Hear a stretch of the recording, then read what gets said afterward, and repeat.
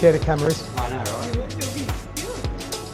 Alright guys, good afternoon. Let's go to the couple of all your brain talking. Feel the like level stuff up. That's what I'm doing. That was really important time. Right, good job. Catch up with you later on, just explain to you that really important. But really excited to see this amazing chef here, and Daryl, chef here with me. Thanks for coming, buddy.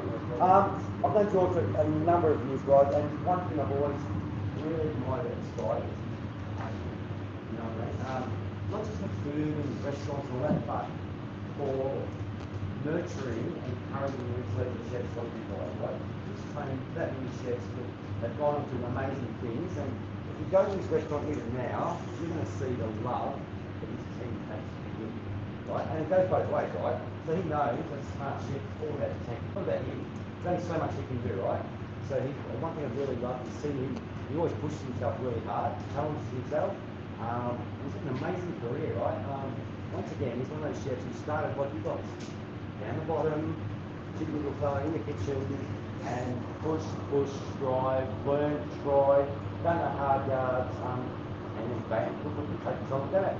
As we're doing his own talk about his journey and how and why, I don't know, like, maybe I just like wants to be the next Sky Master or whatever, right?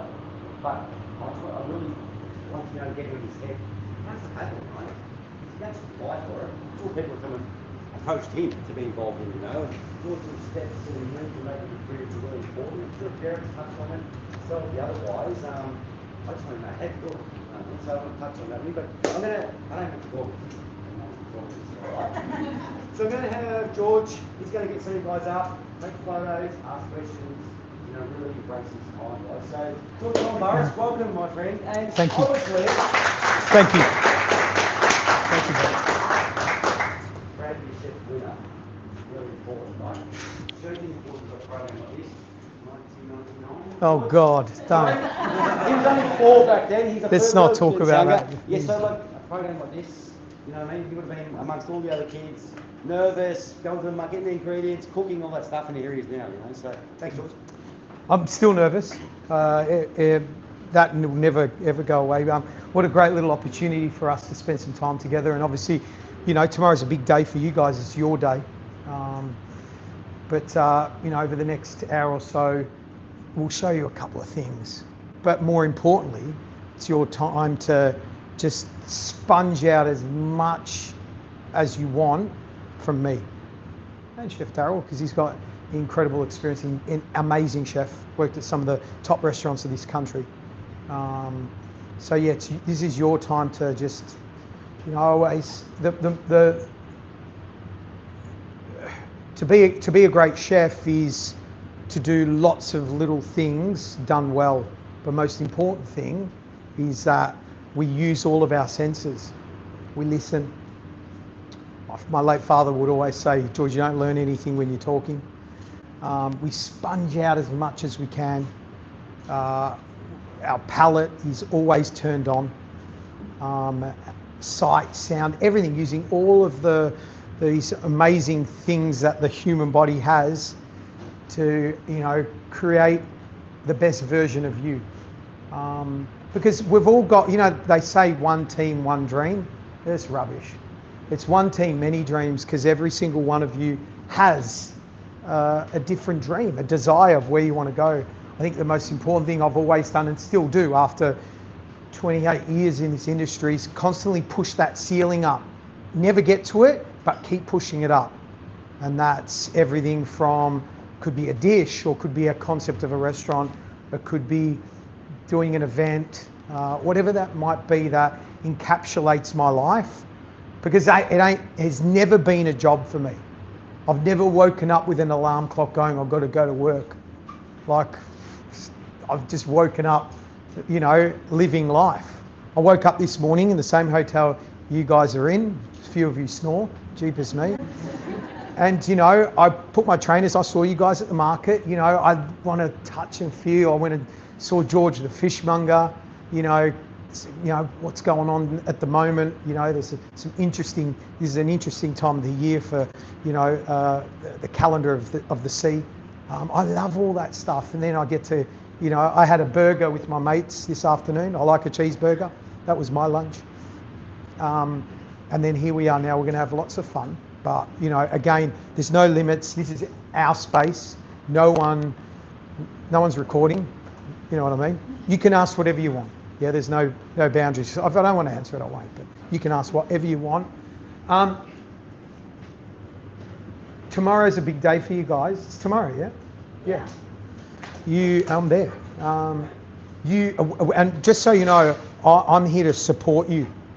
I'm in this with you to help you and guide you and support you. All right? I'm not a judge. And I was never a judge on MasterChef either. Yeah? I was there to support those people and help them achieve what they wanted to achieve. And geez, a lot of them achieved some amazing things. So the most important thing is you need to be prepared. Yes, things weighed out and all the stuff that needs to happen in a normal kitchen environment, but be prepared mentally. Because if you get that right, 50% you're there. All right? You've got to get that right. And whatever that is that you do it. You know, make sure you're in that zone. All right? And you're competing against yourself. But more importantly, you are pushing yourself to come out of this experience, win, lose, whatever it is. First, second, fifth, who cares? But you've come out with the most incredible experience to help you with the next part of your journey in this wonderful thing called hospitality.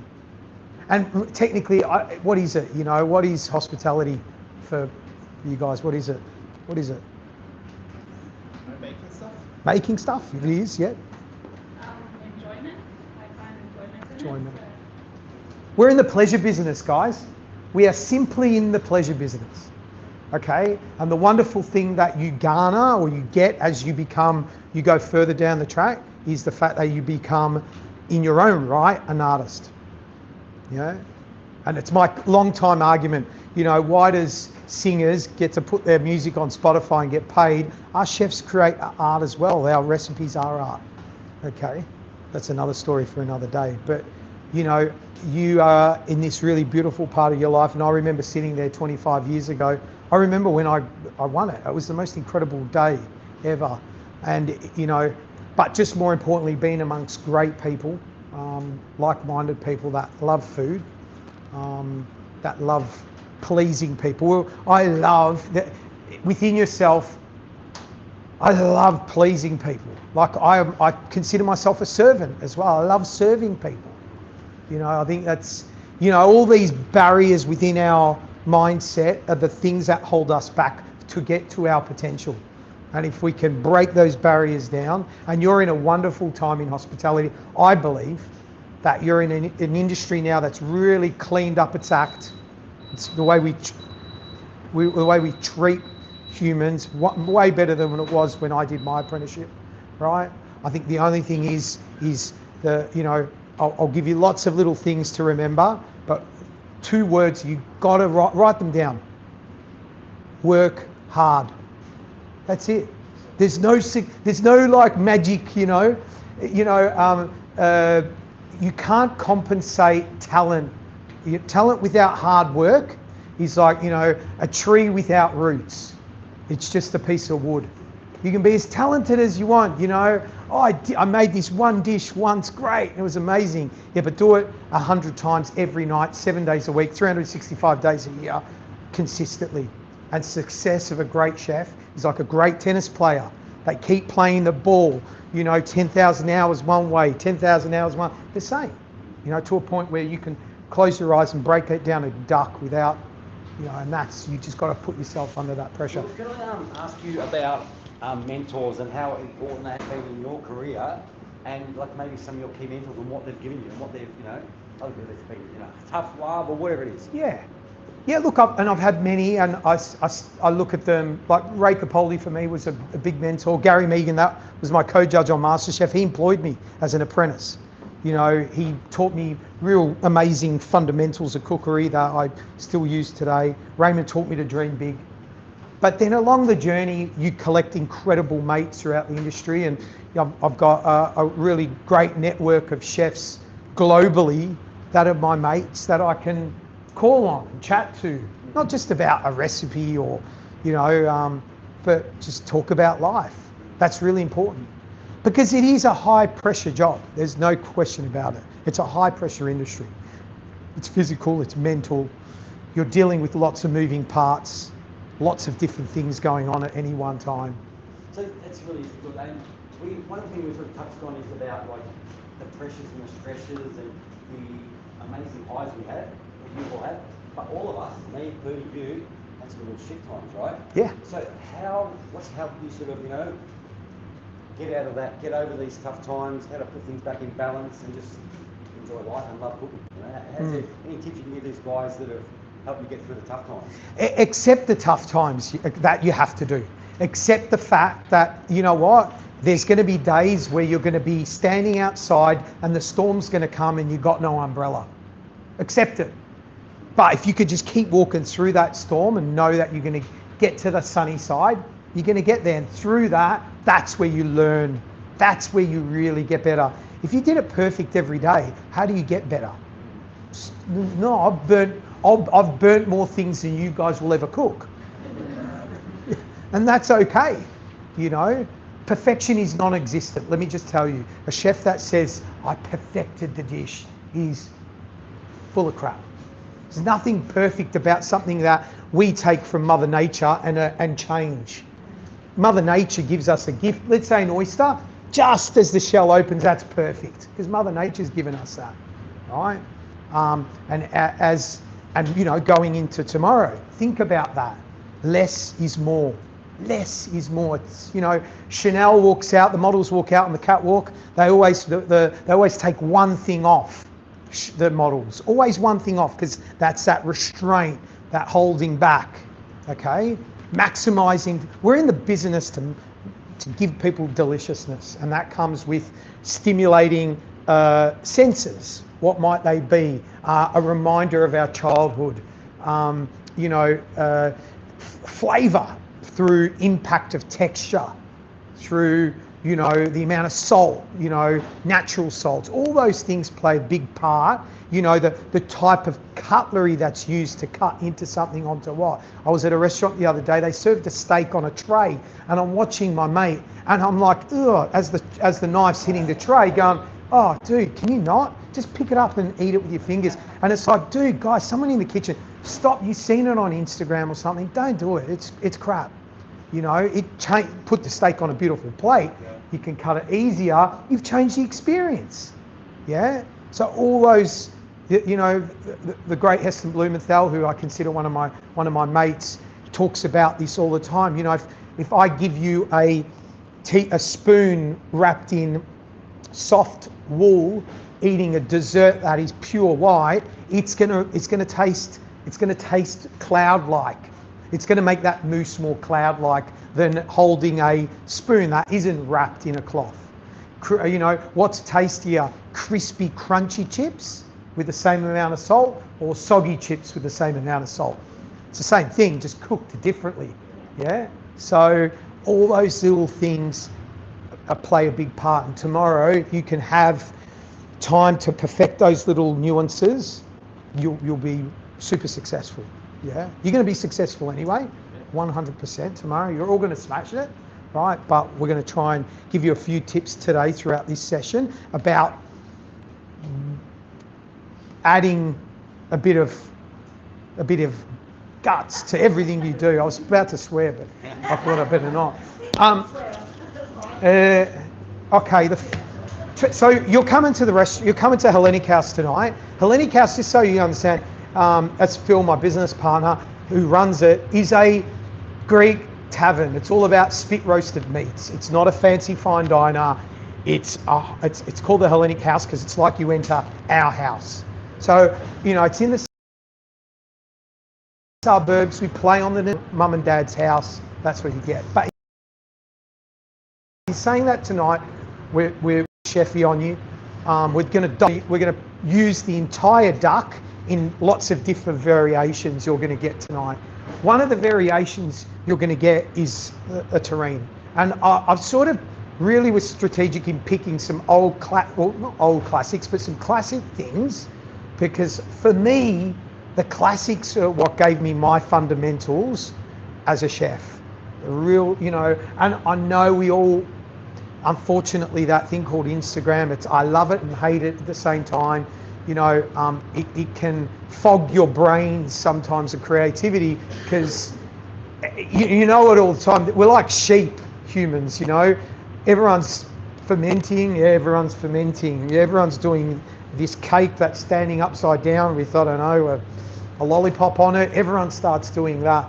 So I'm very careful about how much stuff I view on that, unless I'm specifically looking for, you know, Chef and I were talking about the Duckadaroo and how they do their duck. So we jumped on and had a look at theirs. We took a few of their ideas. We've got our own ideas. We've pieced what you're going to have tonight in terms of duck. So we'll break down a duck, Chef. What do you reckon?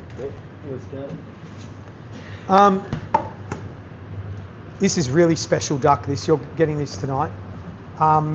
The application that we've done for you guys tonight is basically like a 10 to 12 day step where we dry aging it, we're blanching it, we're brining it, we're drying it, Then hot plunge, then dry aging, then roasting and cooking. Yeah. Obviously, you can't do that tomorrow, in whatever protein you've got, but there might be a few little tips you can take to help you along a little bit. Okay, so what's lovely about these ducks? It's a farm in New South Wales. A husband and wife, beautiful family, run this farm. You know, not a lot of ducks, you know, in the farm. They're treated really ethically and beautifully, and these are super, super tasty. So first up, we've got the neck. I like to just run my knife down there.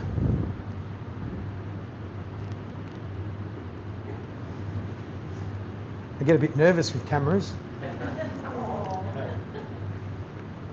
And please, guys, anything you want to ask, just yell out, dude. You know,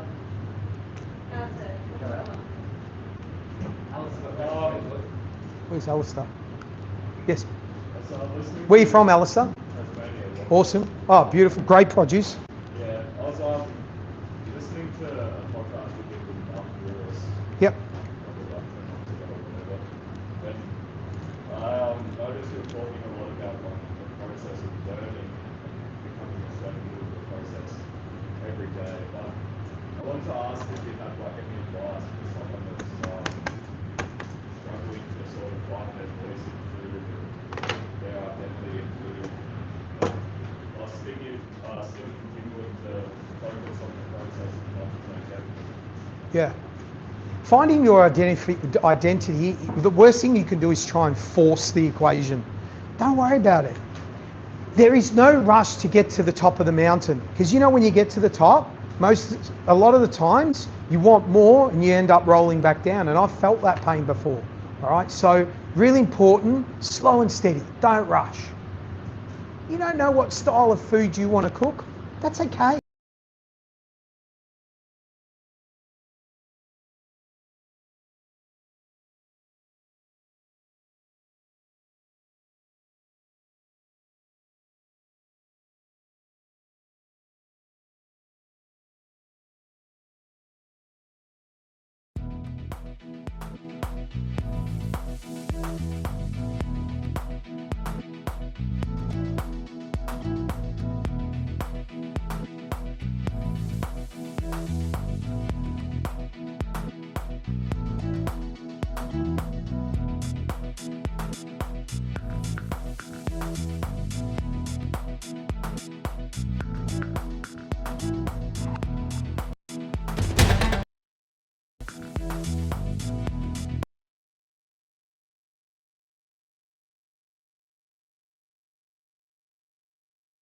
Tomatoes.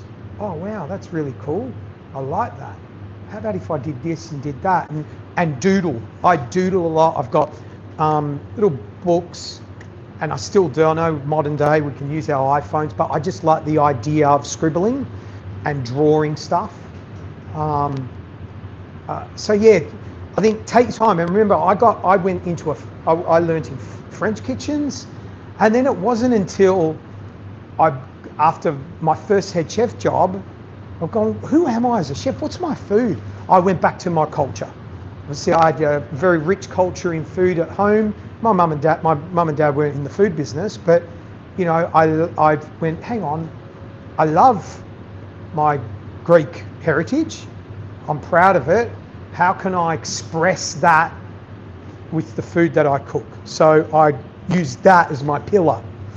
Put the two together and started. Okay, if I did the technique of taking tomatoes, marinating them in Greek basil, little salt, little garlic, blending that, hanging it in muslin overnight, allowing the water to separate out, taking that tea, freezing it into a beautiful frozen granita, making a little jelly of tomatoes, taking the water of feta, the whey of feta, making a dressing of that, pickled cucumbers. Oh, cool, I've made a really cool version of a Greek salad. Yeah, depending on where I wanted to put that. So, but I had the technique behind me. You know, I had the technique where I know how to do the basics, but really well. So, don't rush it, man. Just take your time. There's no rush. I know we live in a world right now where, you know, at 23 we want to be CEOs of companies, and you know, we want to be head chefs at 19, and or forget age, but you've only been in the industry for 2 years and you've been pushed into being a sous chef in a restaurant where you're probably not ready yet. That's okay. There's no rush. There's no rule book. It's just take your time, do it right. In here we've got a wishbone. All good? Oh. You look like that actor. What's his name? Yes. Right. Is that the first time you got that? This neck is full of flavour, okay? It's full of flavour because remember it uses its neck. So the more the muscles work, the more flavour. Think a chicken breast or chicken wings. What's tastier? Oh Jesus me! I am. They gave me a hello mate. How are you? Wow.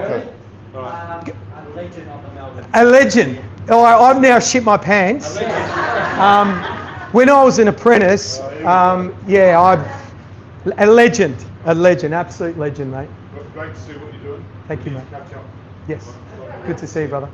Bye-bye. Jesus me. Sorry, mate.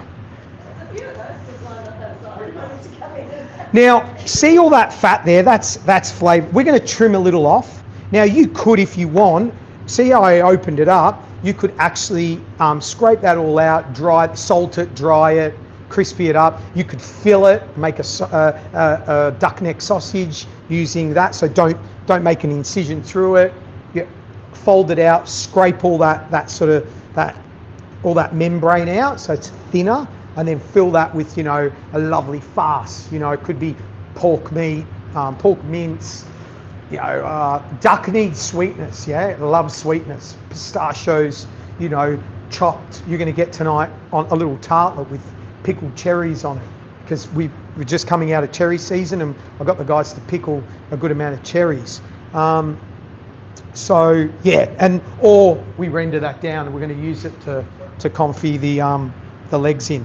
All right, now a little incision for the legs. A little bit of a chiropractor, is that what they're called? Yeah.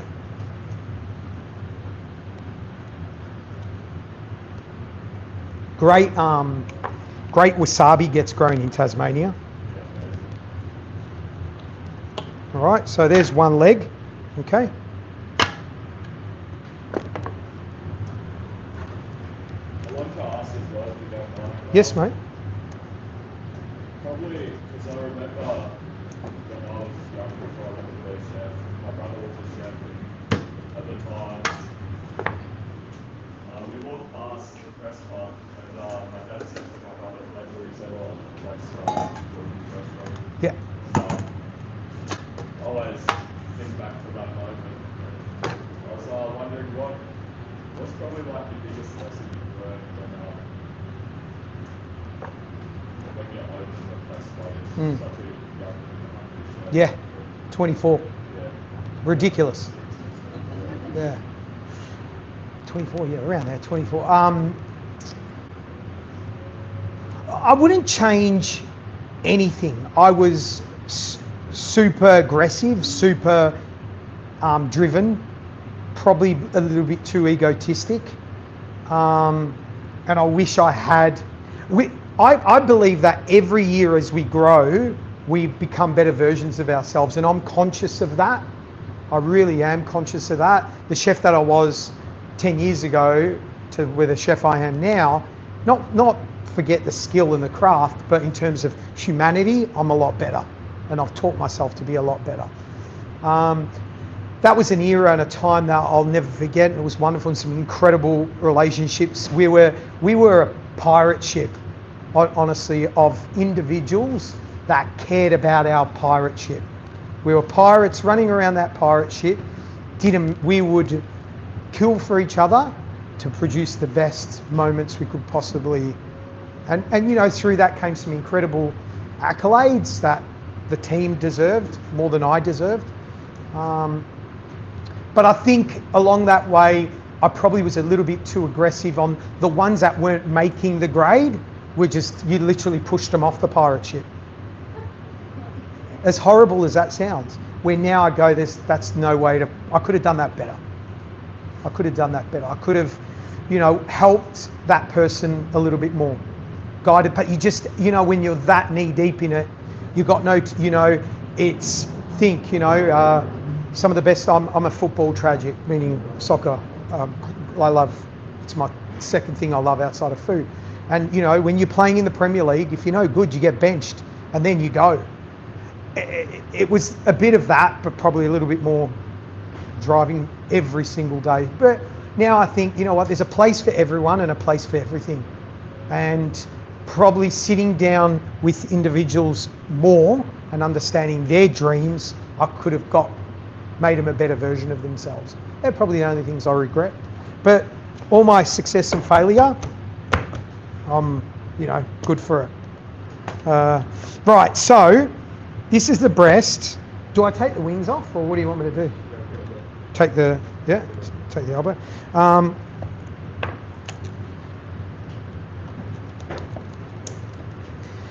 Great flavour in these.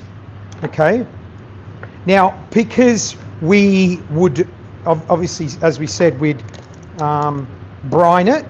Now, you haven't got time to brine something quickly. What you could do is salt it really heavily, right? I think, that could be a good way. But flavour that salt, pop, like, for example, with the legs here, to salt them, we got a pre-mix from the restaurant of rock salt, star anise, cinnamon, coriander, okay? And we liberally, salt that on both sides. You would use fine salt because it penetrates the meat quicker than rock salt, okay? Or you would make a brine solution and soak them in there. How many hours did we do these for? Overnight. Yeah. A few hours. A little tip, when you wash them, you're washing all that salt off and clean them. As weird as this sounds, taste the meat raw to see if it's too salty and it needs to be washed more, okay? Little tip for you. I have another question, if you don't mind. Yes. My parents will attest to this, but I actually struggle to cook at home. Yep. Do you have any tips for that? For cooking at home? My parents watch me heavily, they judge what I'm doing. Yeah. They always want me to cook if I can practice. Yeah. Technically want to do it. So, Give me an example of something they want you to cook. anything my father finds online that he wants to eat, he'll send me the recipe. Smart. Yeah. Hey. He's recently sent me some sort of Thai fish soup or something Yep. that he's wanted to try and but he sent it to me to say, hey, we'll buy you the ingredients, we want you to cook it. Yeah. But it's not something I want to Yeah, yeah. Just putting it off? Look, obviously they're proud of you. Obviously that's their way of loving you, and obviously them being loved. Maybe you pick the recipes. I think it's such a wonderful thing to be able to cook at home. And I only fell in love with cooking at home since COVID, because I never did it before. Because I felt like, ask Phil, every Sunday, because we couldn't see each other, all the mates, I would send a recipe out during the week to all of them, and on Sunday we would do a cook along, and I would bamboozle them. I'd go, we need to make this curry, and you need 120 grams of candle nuts. I just wanted to see them have to go out and buy candle nuts, and it was wonderful. We cooked along with our phones, and we all sat down, and there was a way, especially who's from Victoria. Yeah, we know what it was. It was horrible here. So it was a way of connecting. Food is that wonderful thing at home where you can enjoy it with your family. People say, we've got a rule. There's no VIPs. We call them XCs when they come into treat everyone the same. But I hate to tell you, I get a little buzz when my best friends, my family come into the restaurant, my peers. Don't get me wrong, I get nervous, as well. There's something, it's just human nature. So yeah, maybe just change the parameters. Yeah. Right, so who's making anyone making sauces tomorrow? Stocks and sauces? Great. Good timing. Really, really important. I don't know whose knife is that, but should use a cleaver, all right? But the most important thing is, because you need to maximize flavor quickly, is chop these bones small. That is going to do nothing. Different if you had 4 or 5 hours, you can make it work, but you've got to think how to maximize flavor quickly, all right? We try and trim off as much fat as possible. What we should do is just pop this in a pot just to show them how to render fat with a bit of water. Just as another thing to know. That's the Parsons nose, as they call. Yeah. But important that you really get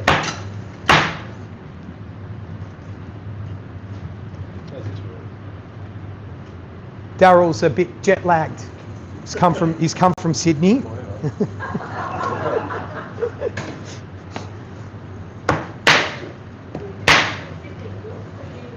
So yeah, we've opened one restaurant already, one venue called Double Happy, which is a Chinese, old school Chinese restaurant. So we've got multiple venues opening across Sydney, which is exciting. So Daryl and I have been dealing with wok chefs, which is did I do that? No. You want to chop these bones nice and fine. You want to extract flavour. All right, really important.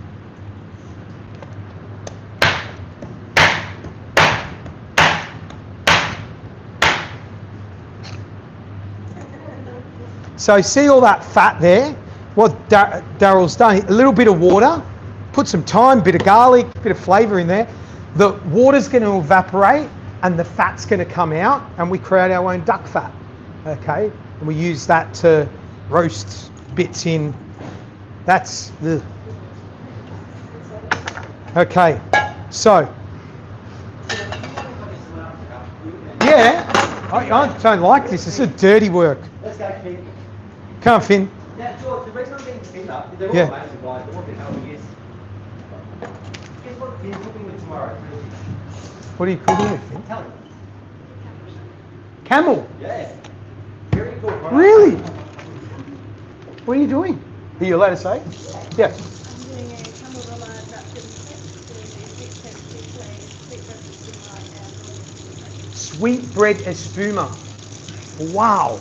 You've got this amazing little fruit with fat from the hump, and you go render it down and cook it on the... Amazing. Have you? And? Yeah. So render it down, and I'll hold it to the stuff. Where'd you get it from? There's a couple of halal points that do it here. You can't get into the market, right? There's a guy here, he's Ethiopian. I can't believe it. And he actually put up a market a couple of years ago. And he gets down 3 whole carcasses each week, breaks them down. Good on you. I'm excited. Can't wait. Yeah, you gotta taste it. My dad was born under a camel. He was born in Egypt, my dad. Wow. He was not under the camel. Come on. All right. Now, come on. You need to roast this off in a pan. Get some nice colour. We've got the oven on as well. Use whatever you want. We got lots of pots here. We can use whatever we want. All right. Nice bit of colour. Mate, have we got a little bit of oil? I don't know what that is. Let's give it a go. Looks promising, yeah. You're going to roast that off. Now, guys, there's this confusion about a mirepoix where I see ratios that are wrong. Okay? What makes a great pumpkin soup? Someone? Sorry? Bang. That's it. So I see people make pumpkin soup and there's celery, carrots, onions, and it's like, well, it's now a vegetable soup. The best pumpkin soup you can ever make is grated pumpkin on the grater, butter, obviously good Western star butter, sweat that down till it's translucent, hit that with a little bit of milk, 5 minutes later blend it. Everyone goes, oh my God, George, your pumpkin soup's amazing. What's the secret? And it's like, pumpkin. So just be really patient. Don't need to, when I say patient, just be very, very thoughtful, I should say. What's wrong? No spoon. Yeah. What are you doing? Put the pan down. Leave it there. Don't worry, it's not going to burn. Do you want to run around and get one? Go around to the other kitchen. Carrot soup. Carrot soup. Carrots. Grated carrots. And you put like tiny bit of it. It was amazing. Yeah. It's simple as great. We're in a catering school and we've got no wooden spoons. So yeah, guys, again, think about where you're going and take it to that place.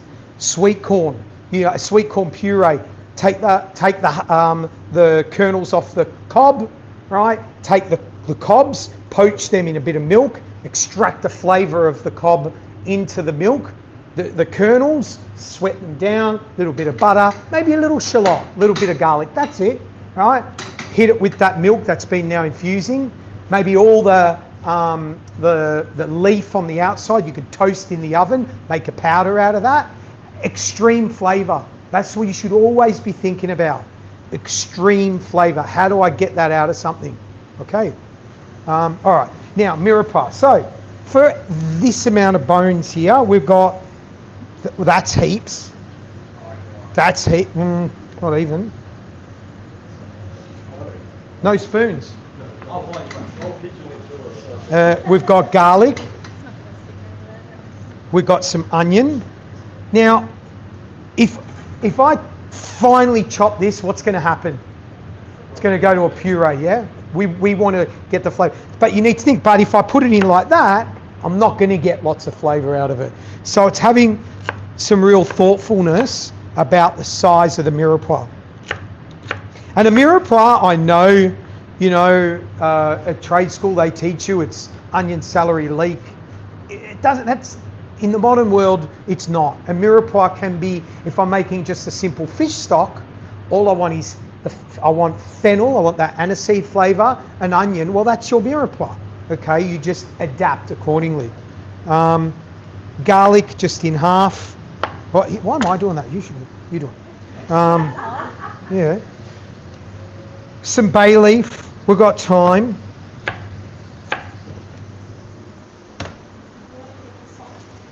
I want to what? You want to keep this Maybe go in half. Yes, ma'am.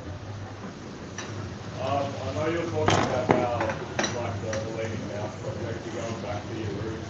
Yep. Cooking and focusing on sort of your culture. What is it like seeing the transition from growing up as a young teen to transitioning into becoming an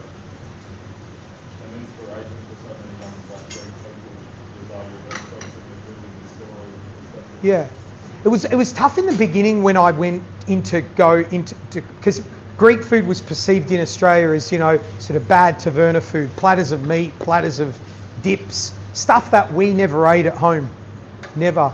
So all I wanted to try and do is translate that. Okay, Press Club was a 2-hat restaurant, you know, doing 30 covers a night with, you know, how many courses. It was totally different, but I wanted to be able to be proud enough to say we can have a top modern Greek restaurant on the stage, you know, and that for me was really important. But then as you keep progressing in your career, you want more simplicity, like, you know, for Chinese New Year, chef made this incredible sugar braised beef brisket with turnips, and it was like, you know, spine tingling delicious. So I think, you know, what's important is stick to the path, believe in what you're doing. There's going to be people that will knock, there'll be people that disagree, but just hold strong. Believe in yourself. Believe in yourself. And most of the time, it's about us articulating what we're doing more than anything. I made sure I believed in where I was going, so it was important for me to make the team believe in where we're going. So they would look at me throughout doubt, throughout moments of, you know, no one's coming through the door. Just hold tight. We're going to get there. It's going to come if we believe in ourselves. Yeah, which is bloody important. You've got to believe in yourself, and you've got to translate that out to the people you work with, the humans that you work with. I haven't made a bouquet garni in 100 years, chef. So this is pair of my underpants. Cheesecloth, muslin cloths, whatever you want to call it. She's great. Haven't got that, use a clean chucks cloth. A bay leaf, some star anise. Look, the bonus of putting it in something like that, you don't have to pick it out later, you know, but it's up to you. Some peppercorns. When was the last time you made one of these?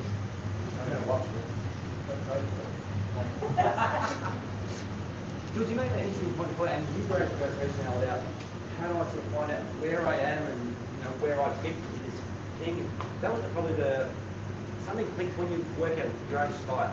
You can't, it just happens. It's just evolved naturally. And you go, that's me. Yeah. And then it becomes so much easier. You're not just doing one thing, right? You run a whole menu. You know your style and what you sort of like doing. So, but there's no button that just evolve and all of a sudden you go, wow, I get it.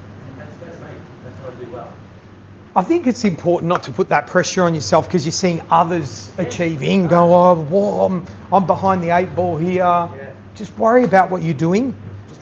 Be yourself and be respectful of, like, you know, I don't know, especially during the Press Club era, Shannon Bennett was at Vue de Monde.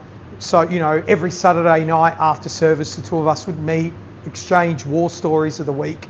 You know, there was a good little community of chefs at that time when I was here at that level. And that's lovely to have that, you know, not only to ring them up for a cheese souffle recipe, but just to talk to. So important to, you know, it's important to engage in and have a good handful of friends that are within your industry that you think like-mindedly. You know, he was cooking modern French food, I'm cooking modern Greek food, but we still got the same ambitions and the same disciplines and the same standards of, you know, we were told, Daryl and I, when we opened Double Happy, that no, this is the way it's got to be in a Chinese kitchen.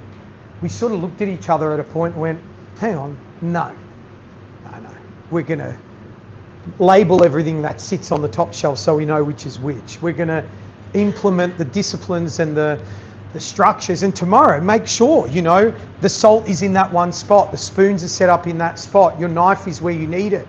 Yeah, everything is in the right place So everything has a place, and there's a place for everything. I always say that. Okay? So you know the cling film's always there. The whatever it is, how you set yourself up is how you're going to succeed. Have we run out of gas? No, turn it up. Get it nice, get it roasting. Yes. What's your name? Emma. Can I get some water? Is that possible? Emma. Emma? Amber. Where are you from? Sydney. Where do you work?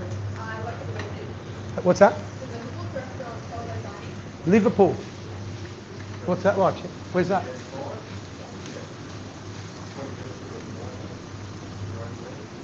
Thank you. Do you think there was a point in your career when you kind of changed your perspective of the industry? Oh, there was moments where you get down by it. You know, there was, yeah. There's moments where you want to turn on it. You just need to make change, or you just need time. You need to just go, you know what? I'm going to take a mini break here. And that's okay. It's okay. The old chefs would, you know, we were like, and we talk about it now. You know, you get guilt put on you if you're not working a 12-hour day. That doesn't exist anymore. I don't want chefs to be working 12, 14-hour days. That's ridiculous. So yeah, don't know that if it's not feeling right, make a change. Wow. Yeah. I've spoken to a couple of guys now that he's doing work. It's good. Yeah, not yet. Get more colour. Don't have to work 12 hours every day to be a good chef. Bullshit. Like, really think about that, guys. Take on board that. There was a hand up.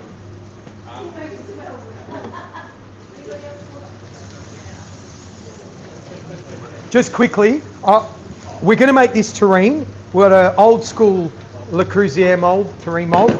We spray it with a bit of oil spray so that the cling film slides in easily. Okay, a little tip when you're doing that. We might get someone out. Do you want to, Emma? Emma, no. Amber, do you want to come out and Chef will show you how to. So do you want to explain how we did that, Chef? So we salt them overnight, and that helps with the preservation, makes it taste better. You know, the salting, the spice is getting to the meat. It gives it a fuller flavour of the ingredient. And then we cook it in fat, yeah, in its own fat.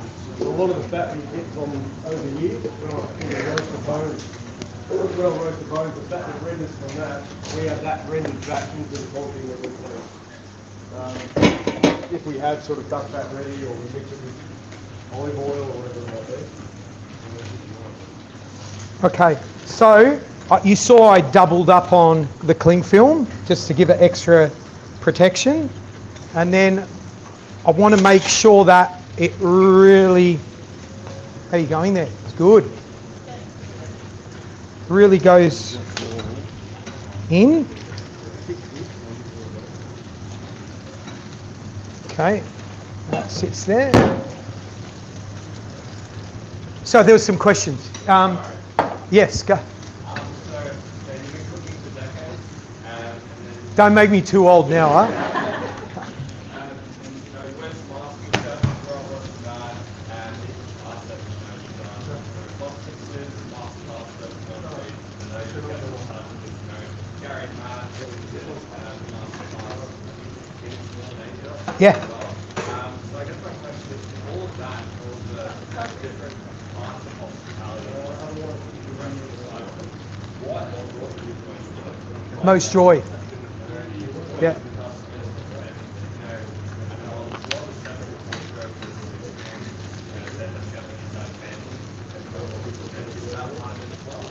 I think it's a lot of, like, I've got so much joy within myself right now, standing in front of all you guys. Yeah, I love this, because this is, it doesn't matter what's happening outside in the world right now. Don't care. It's irrelevant to me right now. It's like service. I love doing a service because it's Daryl and I at the pass on Friday night, and that's it. That's all that matters. The customers, what's going on. I love that. I love, you know, Gary, Matt and I go to India twice a year. We film a show for Indian television over there. I love that. I love the the chaos of presenting in front of 5,500 people. You know, I love that buzz. I'm a thrill seeker, yeah? I'm a thrill seeker. I hate dull moments. I really do. Ask me to go and sit on the beach, I can't do it. I get sand in my ass and get up and start wandering around because I get bored. I'm not that type of person. Ask me to sit on the beach and read a book, and I wish, I look at people doing it, I go, I wish I could do that one day, but then I just go, I can't do it. So yeah, man, it's every part. I love it. There's probably some things that, like, I love popping peas. Do you like popping peas? Something wonderful about that, isn't it? But I hate peeling garlic. Hate it. Get someone else to do it. Yes. We're going to answer everyone's questions. Two actually. First one was, with your, say, plastic repetition, what would be a couple of things you recommend to try and tweak in further regeneration? So the first one for me, and my original cookbook, I've written 7 cookbooks, and I reckon even the latest cookbook I wrote, that's probably 4 years old now, I look at it and I cringe at the dishes because you evolve as a chef. But I look at the original cookbook I wrote at the Press Club. There's a Saganaki martini in there, and that for me was the beginning of my sort of journey in thinking about classic Greek cookery or Greek dishes and how I could interpret them in a modern light. To be able to go, people come in and go, yum, love it, would have never knew you could drink a martini that tasted like a Greek salad, you know, but then, and go delicious. And also, people talk about it, yeah? You want, as a young 24-year-old chef, you want to say, hello, look at me. And you do that through what you put on the plate. You do that through the way you communicate, the way you, and then suddenly you get your peers coming in. I remember the first visit from Gordon Ramsay. I shit myself. But, you know, that thrill of him wanting to eat Greek food was probably the most humblest, wonderful thing ever. Because I was, especially in that era, it's only French, that's it. Where it can be so many other things. All right, so I throw the veggies in, and we can just lightly toast them off, caramelize them. Just as much as the colour is the smell. You smell burnt bones, you'll know it. That flavour will go into the stock, yeah? And you know those kitchens where you've just finished, you use the stock pot as a rubbish bin? Don't do that. Like, it's just not how you do a stock or a sauce. It's meticulous, it's measured, and it's correct and proper. The great Donovan Cook, who had an incredible restaurant here called Estes, and I was there for 3 months while I was going to work at Phoenix. I was still there for like a stage. All I did was sauce making for 3 months, and we would literally roast bones to order. So the pigeon dish would be called on the order. We'd have a separate little thing of bones. We roast off quickly to refresh the sauce. Okay. So if I took a kilo of mussels, I'll give you this as an example. If I took a kilo of mussels, I took 500 grams of them. Classic, white wine, garlic, shallots, sweat. Take the mussels out, add a little bit of cream to that. You make a lovely mussel stock. So instead of doing the whole kilo in one hit, do half first, sweat, strain that off, use that liquor, and put the other 500 grams in. You boost the flavour. As weird as that sounds, by changing the technique, you will get double the dose of flavour than you would doing the whole kilo in one hit, because you're layering, right? So I always ask, I always think in my head, how and why? Why do we at trade school, they teach us, I don't think they do it anymore, I hope not, but you take curly leaf parsley, anyone did this?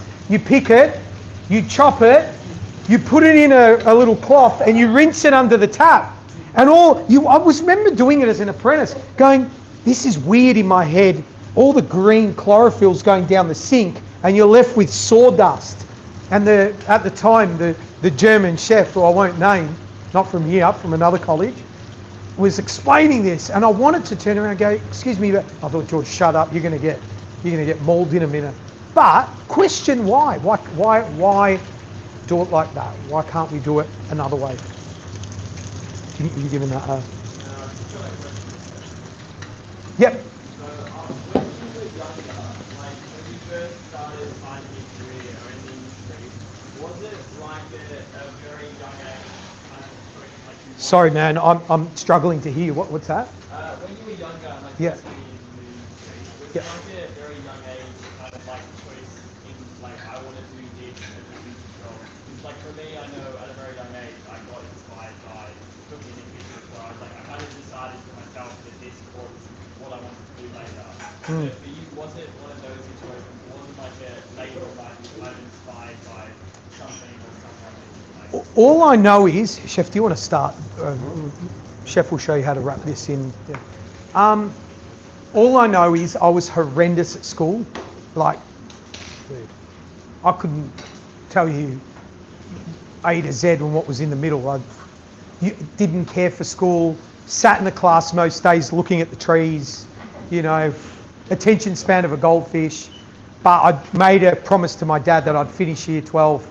It was great because I literally was, I organised the school socials, all the parties, everything. And it was in year 10, I had to go and sit down with a careers counsellor. And, what do you want to be, George, when you grow up? Oh, I don't know. What are the choices?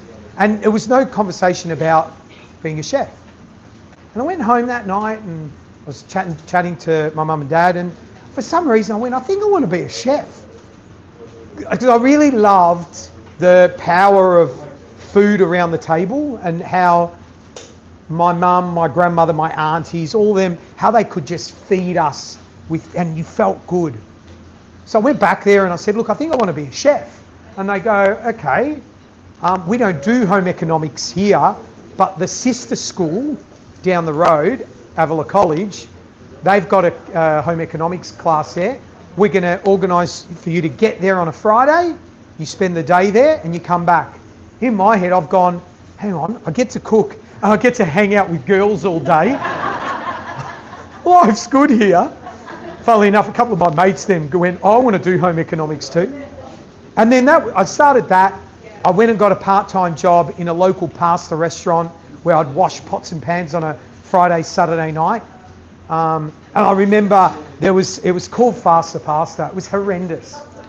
It was bloody horrendous when I think about it. But back then, 16, 17-year-old kid, I used to be at the end of this shoot. They'd throw the pans down and it would come, big sink of water, I'd big pink gloves, grab the pan, wash it, rinse it, run it back out to these chefs. And I'd look at these chefs with their tall, fluffy hats. It was like Ratatouille, right? And I'd be like, I want to be like them one day, just dreaming. And then I'd do this thing where if they weren't looking, when they throw the pan down, I'd quickly sneak off my pink gloves and taste the sauce and sort of in my own mind play, you know, ooh, could have done with a bit more pepper or whatever, you know. And then I applied for at the time, the Sofitel had 130 chefs with many outlets, butchery, fine dining, bakery, and they would take 12 apprentices every year. So I put an application in. Are we hiring it? I know one of the old chefs. Oh, there you go. Yeah. So I put an application in. Gary Megan invited me in. Well, we had this big apprentice day. And then one, yeah, please do it. So deglazing, you know this, yeah? You're taking all that flavour off the bottom of the pan.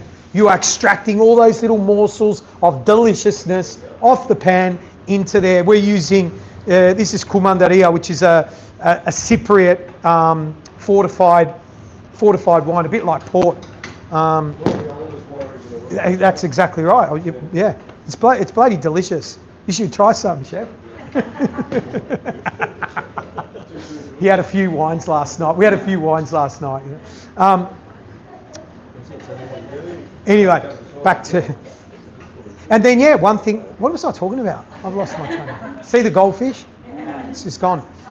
Yeah, and then, you know, I got that apprenticeship, and all I knew was, right, there's 12 other apprentices at that first year level.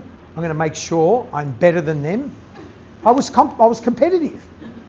And I did an apprentice competition in year one, won.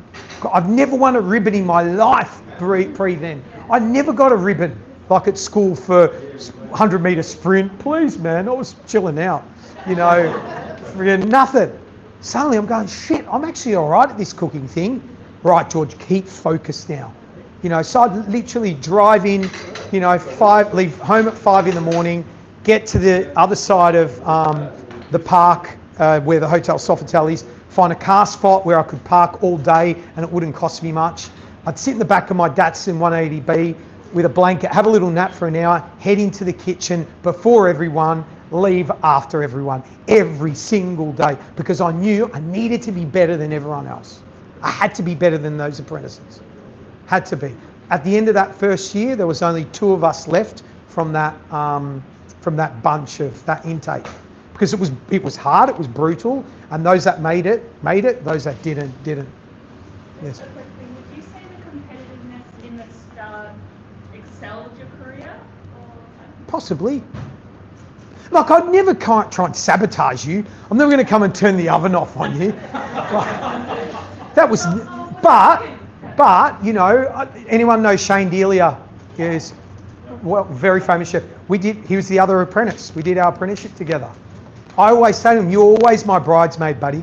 I love him to bits, and I'd say that to his one of the most successful restaurateurs in Victoria, right? But you ask him about the early days. We were so competitive against each other, so competitive. I got into, so they would put us through different departments. You start in banqueting, you'd go to the bakery, you'd go, and the dream part is to get into the restaurant, which was a 3-hat restaurant, you know, fine diner, only did 5 dinners a week. That was where you wanted to be. And I remember I got the call up to go in there, and he didn't, and it was like, yes. In saying that, he got in there a couple of months later, and you know, we fought hard to be the best versions of ourselves in there, and still are. Shane was the previous mentor for this program. Oh, really? Earlier. There you go. And also Shane's current head chef Dan was a mentor last year. So it's all connected. Yeah, there you go. How lucky are you guys? You weren't there last year. No, I'm joking. So yeah, did that answer the question? Yes. I had a question about, you said that you incorporated food and you organized it. And we literally don't have any restaurants in Brisbane. Yep. And I wanted to kind of do dishes, like in the future if I ever open up my restaurant, to incorporate Somali dishes and modernize it. Because I haven't seen a lot of that. Is there any like tips or tricks that you can give me? I think, you know what would be really... See, the bonus I have with Greek food, people have an idea of what it is, okay? Without disrespecting Somalian cuisine. But you say to me Somalian cuisine, I couldn't tell you what would be, you know, what is the national dish of Somalia.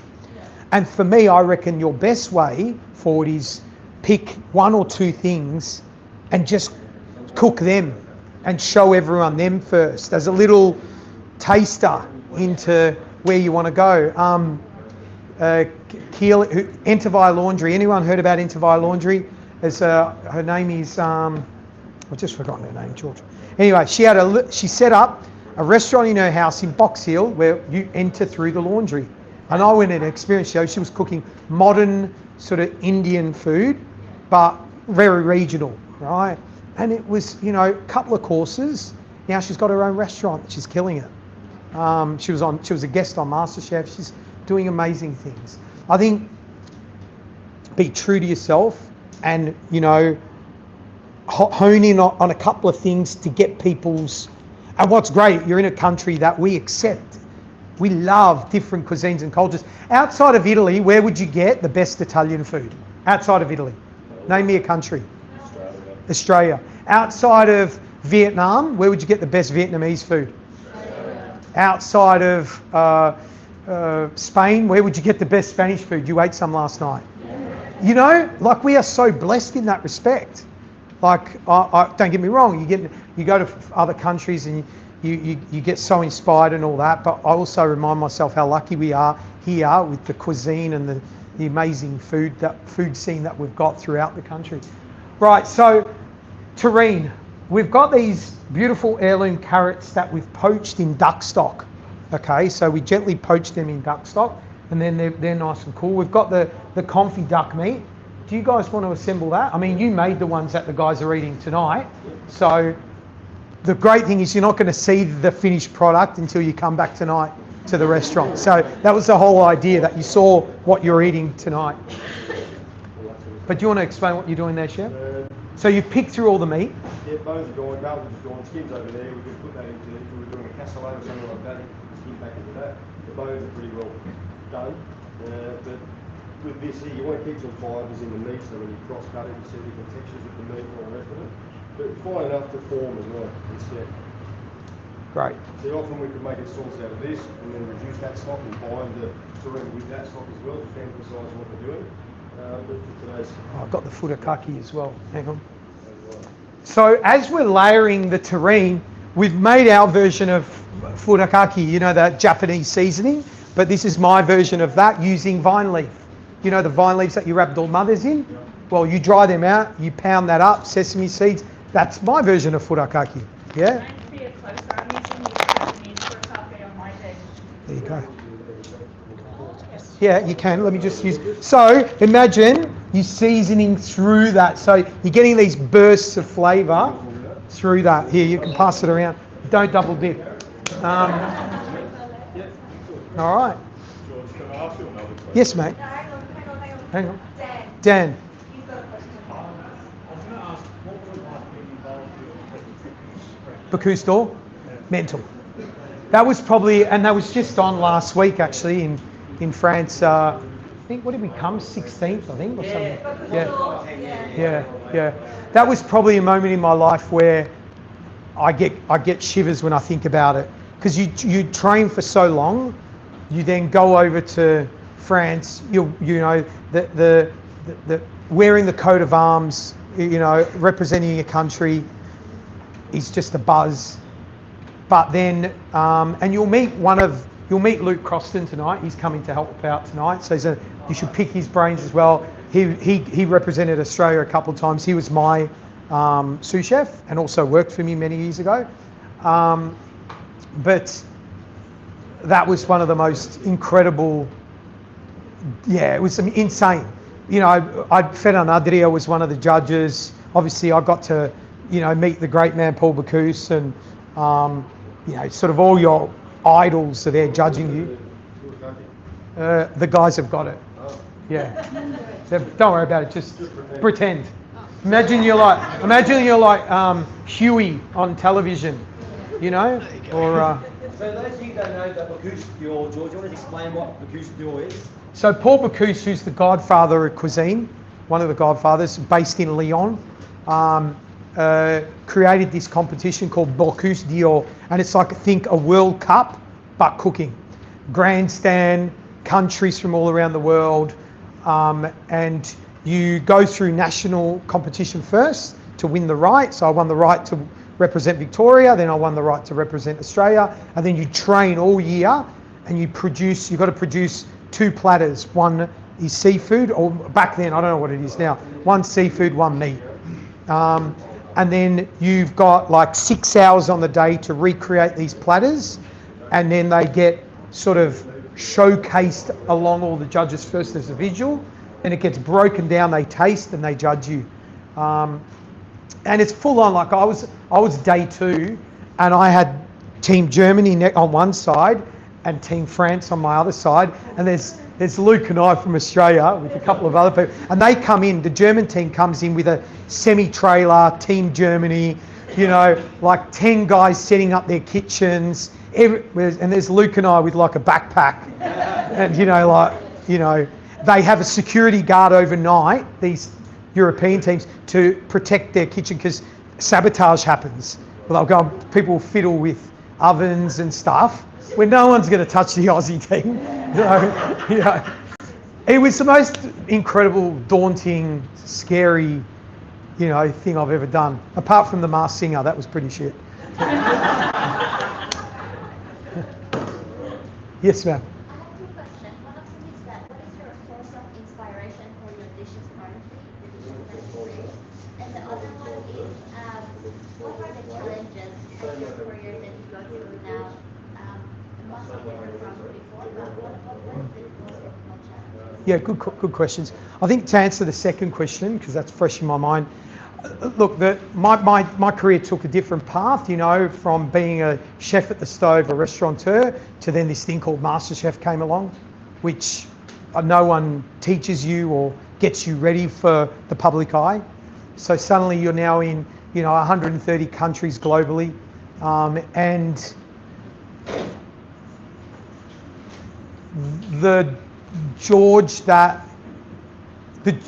George has to be careful now. Okay, and Phil and we've got a very tight network of best mates. They're very protective of me. So, you know, we choose carefully where we go out. We choose wisely because I've had to learn, and they've been through my pain of the media, that they make you, but they also can quickly break you. So being ready for that, if that's the path that you have, if it does come to you, don't try and find the media. I promise you now, I never wanted to be on TV. I never said one day I want to be on TV. It came to me, I went and auditioned. You know, I never turned on for a camera. I was never different for a camera. I wasn't acting. I was just George on television with two other mates, being Matt and Gary, talking about food that we love. You know, the success of our 11 years was based around us not being television. We weren't typical television. We weren't, you know, chiseled and, you know, three unlikely pretty, you know, like have a look at the three of us, you know. But we loved food and we loved humans, and we had a no dickhead policy.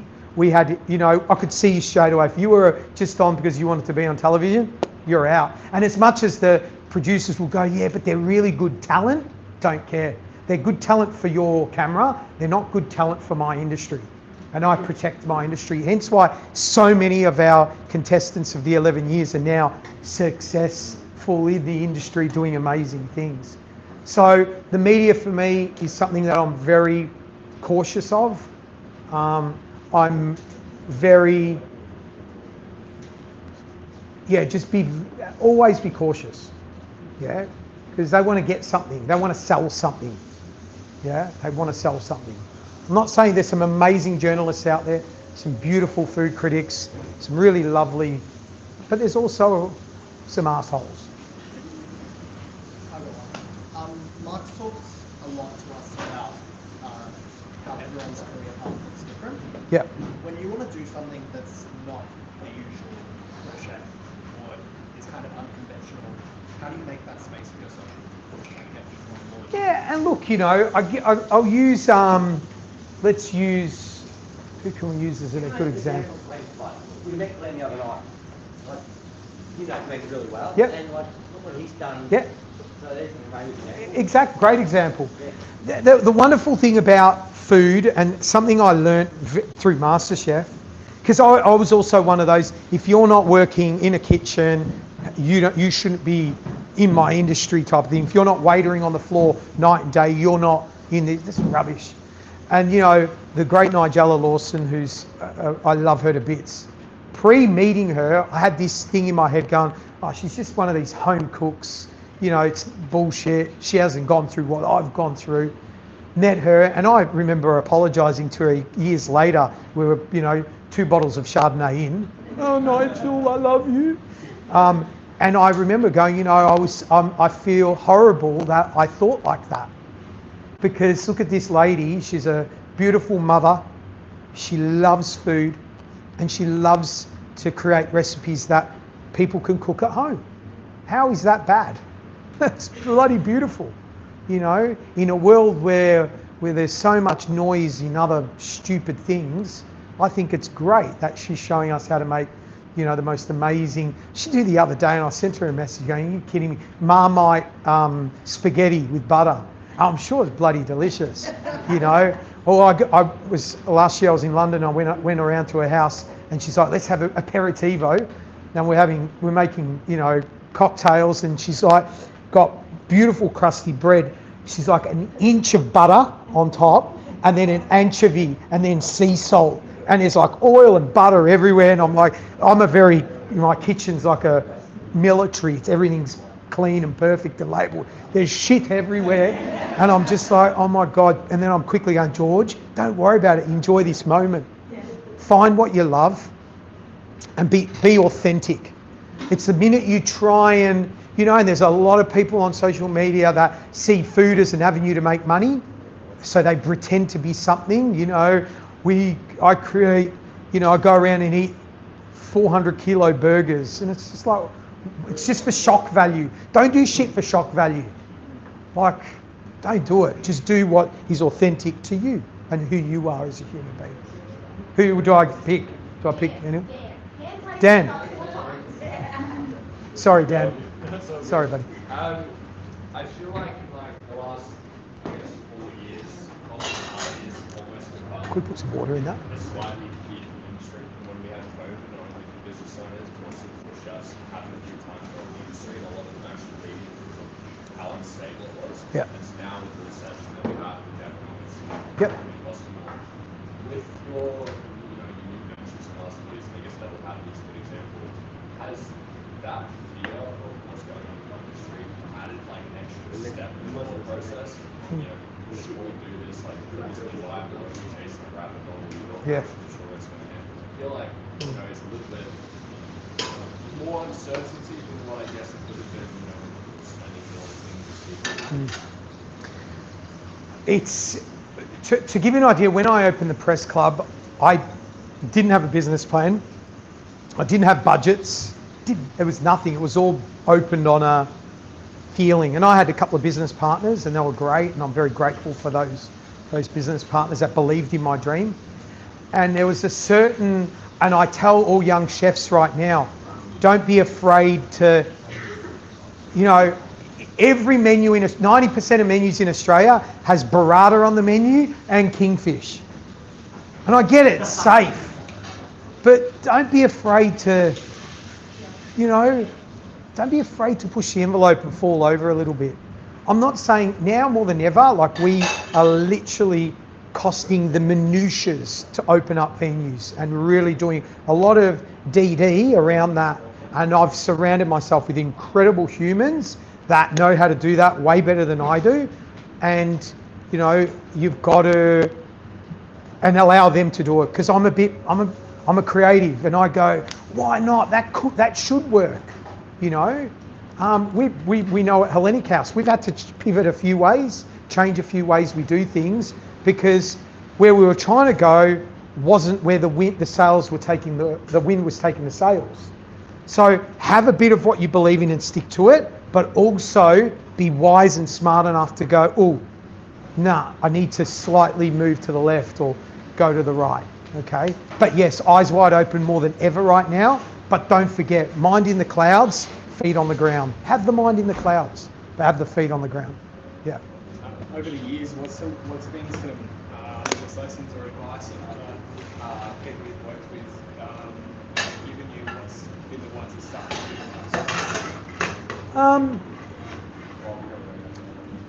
I think, you know, what's really important, and more than ever, I think about it a lot, is just to be kind. Be kind to yourself and be kind to others. Be proud. Try and maintain your health. And you know, no one was talking about mindfulness 15, 20 years ago. I think that's great that we talk and think about all that stuff. You know, through my darkest time when it was super dark, I got given a guy called Johnny Pollard, who's one of the #1 meditation coaches in the world.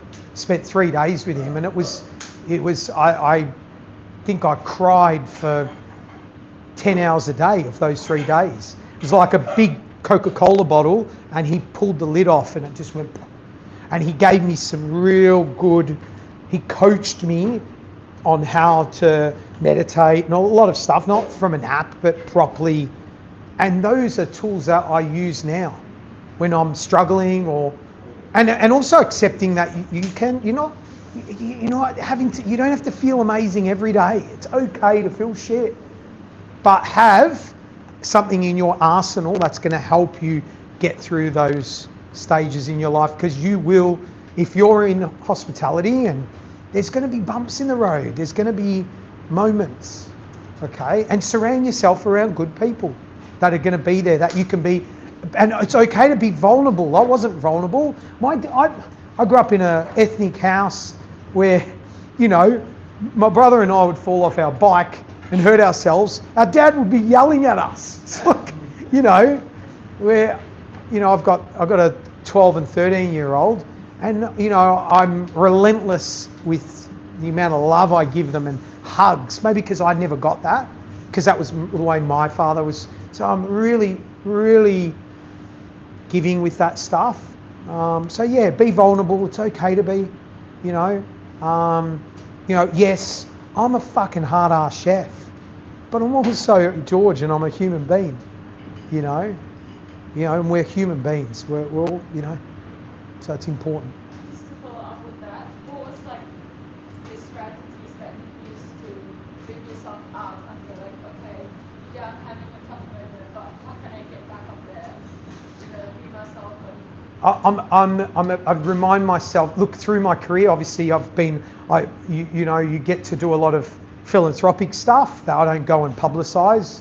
There was recently, about a month ago, a lovely lady out of Adelaide in her late 50s, days to live, and her dream was to come to the restaurant.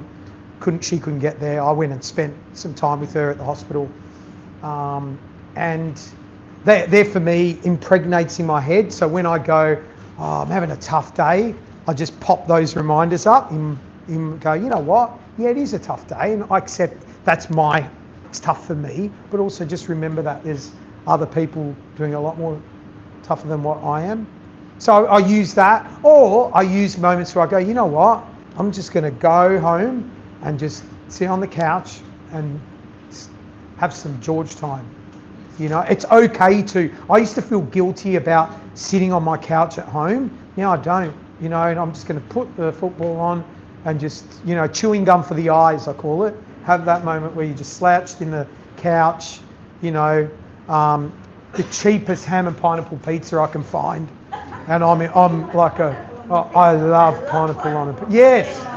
Yes, bloody delicious, huh? Yeah, man, so good.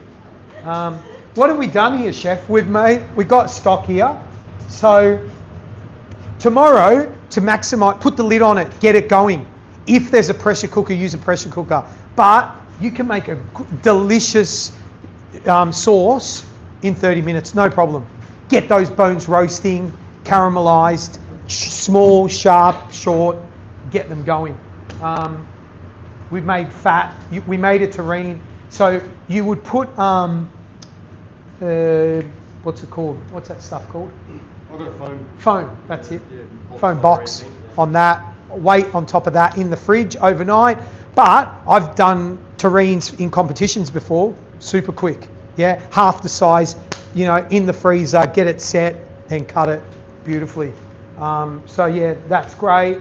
I use the duck fat just to sort of crush the duck. Okay. Roast it with its own fat. Yep. So what temp you got that on, chef? 215. And that'll, if the oven was hot, it wasn't when I put it in. Stop. It's probably 20 minutes at 215. Then I'll go down to 180 for another 15. Yeah. Obviously, the dry age process, you'll see the ducks tonight as well. That process of dry aging creates such a intense flavour, and the volume of the duck will reduce, but the flavour will intensify. Skin will go crispy and golden, and See the amazing effect of an amazing. She's great, amazing. That's what it's got, right? He's talking, he's having fun with that. He just goes boom, boom, boom, boom, boom, boom, boom. And that's Muscle great, memory. Right? We all want to see George, but we need these people, George. Like, Oh. the team is so critical, right? Like, no matter how good the individuals are, You will see tonight. There's a good little bunch of. There's obviously Sheridan who's the chef at Hellenic House. Been with me for about 15 years. Worked for me, and he's like family to me. They're all like family. I treat all of them like family. And then Luke will be there. Pastry chef Lisa is coming to do dessert with me. Ampha, one of my old head chefs, he's bored tonight, so he's going to come down. So do yourself a favour, you're upstairs, come, not all of you at the same time, just wander down if you've got a minute, say hello, you know. These guys have got, you know, he's a way better chef than I'll ever be. I'll be straight with you. He is, he's got an incredible, like he's a technician of the highest order. You know, I can say blah, blah, blah, and he'll get, and make it way better. And I love that. And I employ, most of my chefs I've ever employed were always better chefs than me. But what I try and add to the equation is how we're going to manage this thing here. Because that's the, you know, and how to bring this out. Emotion is another important ingredient in the way you cook. Be emotional about it. We are not feeding stomachs, we're feeding souls. Yeah? If you want to feed your stomach, go to one of those buffets, or nothing wrong with a buffet. Go to Faster, you know, and well, we've got, up to you, what do you want to do? Look, I mean, I think that's just so inspirational, like you and think of the team with all these amazing chefs that we've met. Right? Care about people, care about the team, you know, passionate about food, ingredients. But at the end of the day, it's got to live life and be happy, right, George? And I really like when he said, like, his first 10 years, he did, like, split in his car before he went to work, got in early, stay later. He did that not because he had to, because he wanted to. That was an investment in himself, right? But if you're doing 12 hours a day, because you want to, or because you want to go to the job, great. If you're just getting flogged for 12 hours a day, but for no benefit to your learning self, wrong venue. You know, Yep. as simple as that. So, no, look, amazing. Give George a round of hands. Thank you, guys. Thank you. Well done, Dave. So obviously we get to go to this amazing venue tonight and have some dinner. So look, thanks again. We're looking forward to coming in and eating that. Yeah, no, it'd be awesome. So that's one little thing I want to add. So you can really get him now. You all know that, right? I rang him up. George, you got a minute? Favourite chef? Yes, straight away, right? He didn't even go, I've got to check my calendar, I'll let my PA, they can sort it out, yes, right? So it's amazing that we've got someone here who's spent the whole journey of his career, come to a chef, and he can pick up the phone, and this is you guys, right? Not for me. He loves young chefs and remembers what it's like here, so thanks, mate. Thank you, mate. Thank you. I'll see you guys tonight. I'm going to see you guys tomorrow. Yeah, just a photo. Plan everything out on paper. Rehearse it, like have a moment in your room, rehearse it, like feel it, and love it, enjoy it, and enjoy this time, yeah, because it'll be over and you'll be back to the grind again, which is great, but just enjoy the moment and have a ball. All right? Let's get a photo, guys. Yeah, let's do it. George, and we'll just have a photo with everybody. All right. Move a bit closer. If you're stuck at the end, maybe move in a bit. Do you want me to stand up or sit down, or it's a bit weird? Maybe these guys stand up. Yeah. So do you want me to come?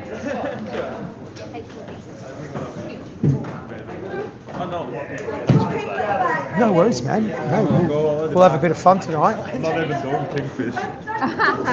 Nothing wrong with kingfish. No, he just looked at me like I was doing kingfish. Did I look at you? No, one did. Nothing wrong with kingfish if you're using kingfish, all right? Just make sure it's frickin' delicious. Yeah? That's it, lovely. But you do use burrata. That's cheating. Hang on. Alright. We're all in there? Go big smiles, everyone. Hey. 1, 2, 3. Hoppa! Okay, and just one more, just in case. I might have burned that one. Cool, and one more here. One here, guys. So I want everyone hands down, and then when I say 3, 2, 1, action, everyone just goes real tough and just like. Oh, hello. No smiles. No smiles. Mark, you want to get maybe just up behind. Yep, sorry, Chef. Yeah. Alright, no smiling, super tough. You guys ready?